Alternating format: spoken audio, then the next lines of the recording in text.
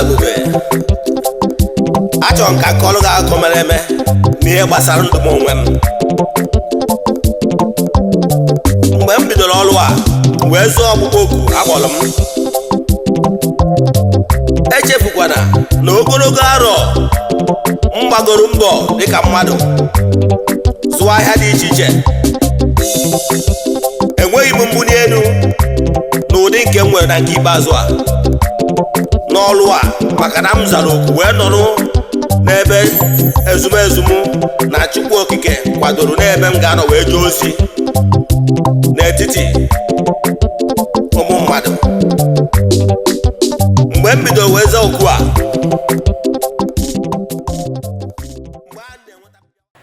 Good day, viewers all over the world, lovers of Eze-Ana TV. I welcome you all in today's section of Philosophy and Life. We have with us an ordinary evangelist. Sir, you're highly welcome. Well done. Please introduce yourself. Yeah, my names are Eze-Ana Norifite. Or they call me Akajugo. Abumoni Sinchuacha, Ugochi Tupelo Temple. Anyị na-agba afa miri emi rụkwazi ọrụ mmụọ dị iche iche. Abụkwazi m onye isi nchụaja na ọdịnala Restoration Evangelical Mission. Rụkwa onye mgbasa ozi ọdịnala Igbo. So you can call me a priest or an evangelist. I will answer. My mission is to help people live better life. You're highly welcome once again. Before we proceed with today's questions, is there anything else you wish to say to our viewers? Viewers all over the world, today is the last day of the March. Today is the concluding day of our monthly ritual for the month of March. Ndị niile sonyere n'aja ọnwa March a ga-enweta nchịkọta ya na their WhatsApp numbers only. As you all know, we don't share testimonies on social media or even in Eze-Ana TV. Yes. I keep telling people about our administrations.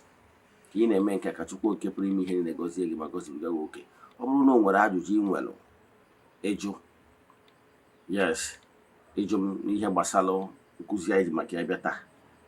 Yes. Ihe nweta nọmba m 0805-7837672. I repeat 0805-7837672 or 0813-8243-871. Na na screen gị ị ga-afụ numbers ndị a mkpọrọ ọ nọmba ndị a ka ị ga-eji nweta m. Daalụ. Thank you so much. And the first question is, what is sacrifice? Thank you for that wonderful question. Sacrifice simple means Eze-Ana. What is Eze-Ana all about? Eze-Ana is self-denial. Denying yourself what is rightly yours. Denying yourself so many things for the benefit of all. Denying yourself some certain things in order to be a cause of joy to others. So, sacrifice is very important in our life. Sacrifice is the bedrock, and the sacrifice is everywhere in every religion. In fact, sacrifice is the bedrock of Igbo spirituality. In Igbo spirituality, every sacrifice, take sacrifice away, then you have nothing. And the same is the same thing all over the world, in world religion, over the world. Example, in Christianity, let me use the center of Christianity. Yes, because you cannot be talking about Christianity outside Catholic Church. Yes, we have solid foundation. Take it or leave it. Yes. So what I'm telling you is that Catholic cannot be telling you anything outside sacrifice. They will tell you that the center of whatever they are doing is the Eucharist. So, and that is why you will see Kaije Chua Ajamas. Ajamas. So, and the Ajamas here was na n'enu obe na Jesus tụrụ aja na-agba mme mana n'enu altar na steady book on the Okochukwu na ọ dị agbazi mme. So they believe and everything they are doing is the center is sacrifice. Ritual mass. Outside the Eucharist, and what they have Catholic. So Catholic center on Eze-Ana. So that is why they don't joke in anything but Eze-Ana. Yes. For the same thing called the other religion world over. Whether it was a joyful activity, whether it was a saraka, the one done na name. Yes. ma ọ bụ na ịkpọrọ ya helping the needy, ihe niile abụ aja. Then ma ọkwanụ ọ bụrụ na ndị ụmụnne anyị dị na-eti isi n'ala, ihe nji aside examples ka si n'ihe ma wee marụ gị atụ. Ụmụnne anyị dị na-eti isi n'ala, the center of their whatever they are preaching, they preach ihe a na-akpọ zakah. What is zakah? Zakah bụ aja. Is mandatory na onye ọbụla bụ onye na-eti isi n'ala ga-emerịrị zakah. In fact, atụrụ anya n'aka ha ịbụ ezigbote onye na-eti isi n'ala na ị ga-emerịrị zakah daily. So what is zakah? Zakah bụ ịchụ aja. A gwara gị na enwere ụdị aja dị iche iche. Enwere aja ihe mmee, nwere aja charitable work, nwere aja inyere mmadụ aka. So aja bụ mgbe ọbụla ị dịnaịrị onwe gị ihe ya right for the benefit of others. Example, when you now decide, oh, there are so many less privileged out there, they can't even see food eat. Now it's okay. For the fact that we did not, in the afternoon, let me not eat and let me take the money for my afternoon lunch and give it to a less privileged. Ajakecho, you deprive yourself of your right to be a cause of joy to others. So what will you deprive the onwe gị ihe bụ your own? Ma ọ bụ sị n'ihe ị nwere share ya ka gị na mmadụ rikọ is an act of love, and aja ka ọ bụ. So ihe ọ bụla ị deny onwe, self denial for the benefit of others is aja. So aja abụrụ sọ mgbe ị gburu ihe mmee, yes, mgbe ị mere saraka aja, mgbe ị lụrụ charitable work aja, mgbe ị nyere mmadụ aka aja, because something pụrụ n'ahụ. So aja is very important in all spiritual activities all over the world. You have found any spiritual setup, you have found their center of their thing is aja. Thanks for that eye-opening answer. The next question is there any benefit or benefits of sacrifice? Thank you for that wonderful question. The benefits of sacrifice is too numerous to mention. I will tell you, aja na-ebupụ uke. Aja na-ebupụ so many things. Ma amakwara gị atụ were earthly things were explain ihe bụ aja. O nwere one day, one man na-agwa m sị na o nwere ụbọchị ya pụtara. O wee bụrụ na ya pụtara na o nwere ụmụazị isi akpụ agasị na-anọgasị n'Ọpịwek. Mana due na ya bụ born and brought up na Onitsha. So one day ya jere Enugu wee na-abata na Ọpịwek. So it happens that some of those, area boys, some of them bụkwa ndị ya na ha chekwara akwụkwọ those days.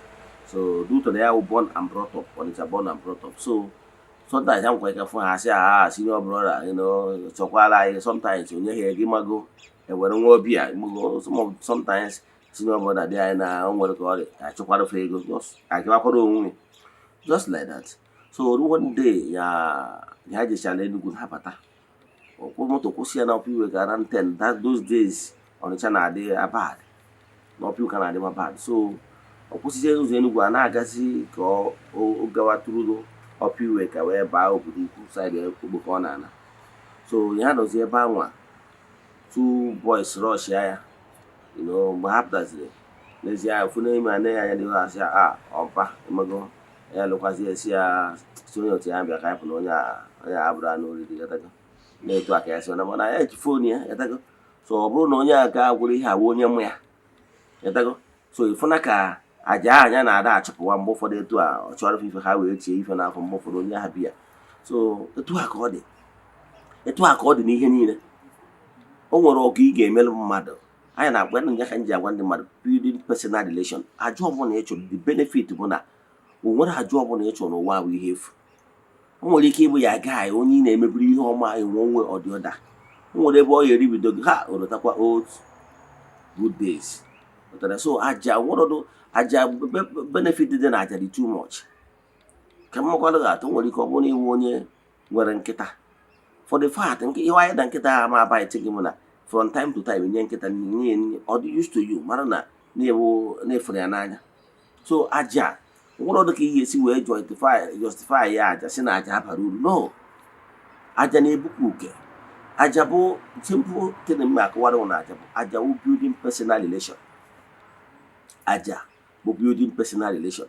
Aja ahụ ihe na-eme onye ka o ji adị mma ịcross any bridge, igbuchi na ya bridge. Kọmarụ na onye ọbụla that cross your path were eto onye asị wee benefit. Ihe a bụ aja. O nwere ihe ịtụfu iji wee build that relationship. Onye ka anyị sị gị na ịchụ aja bụ building personal relations with ụmụ mmụọ na ndị na-achụrụ aja. O nwere mgbe ọ ga-abụ ore ji ọsị mba na onye nke a bụ onye nke anyị. Ghọtara ya? Ka mmakwara gị atọ nwere ike onwe nwatakịrị bi na ogbe. Nwatakịrị a wee bụrụ na ọ na-awọpụta ụtụtụ ọbụla ma ọ wọfụ ka gị nwa bụ okenye buru galọn ka ị ga chute mmiri ọsọ obodo ubinye ekenye gbatara gị mmiri ma ọ gị je ka o gotara gị ihe. Ihe ọ na-eme bụ aja. O nwere ego mana o tiri ije ọkpa and kindness. Ihe ọ na-eme ọ ga-eme gị like ya tata nwatakịrị ahụ.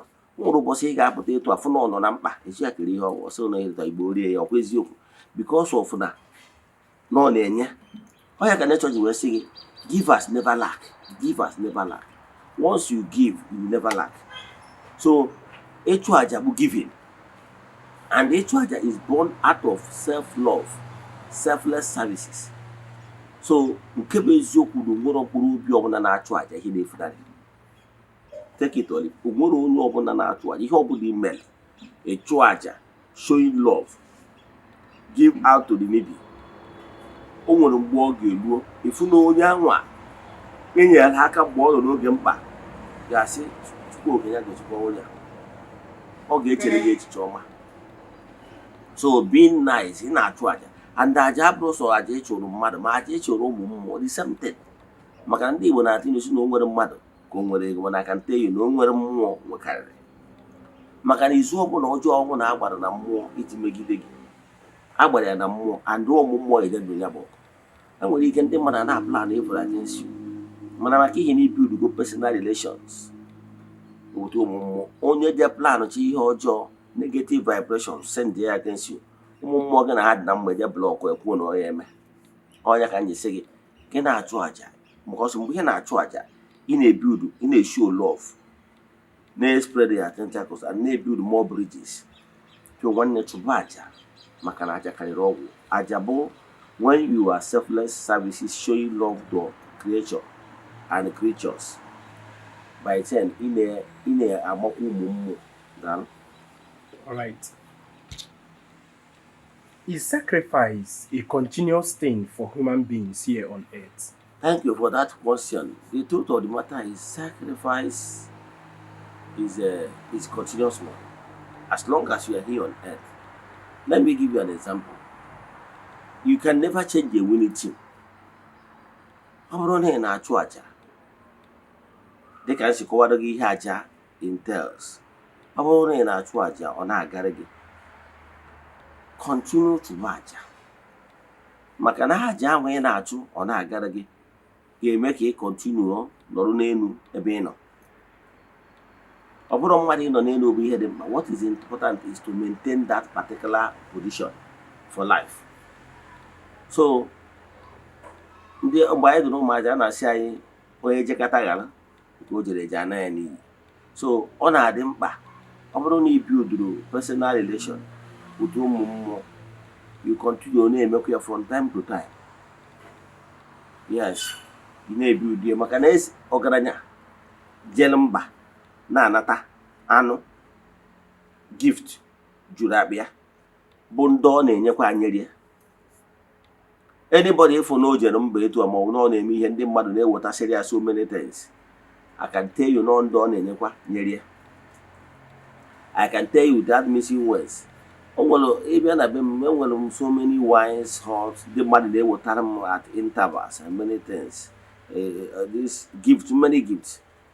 Those things egoro m ya ego mana ọkwa ndị mmele ọgụ ndị o nwere ihe jikọrọ m na ha na-eweta those things from time to time.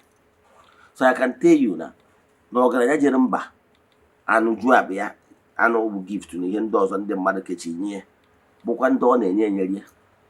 So ọ bụrụ na ị continue na-enye ụmụ mmụọ you are building personal relations and ha ga-continually na-recognize gị. Ka mma alụ gị atụ ọ bụrụ na o nwere friend ị nwere those days you are in primary school, you are in secondary school, you used to be your paddy man. Then after many years you stop nourishing the relationship. Time will come when the relationship will fade away. Iron sharpened iron.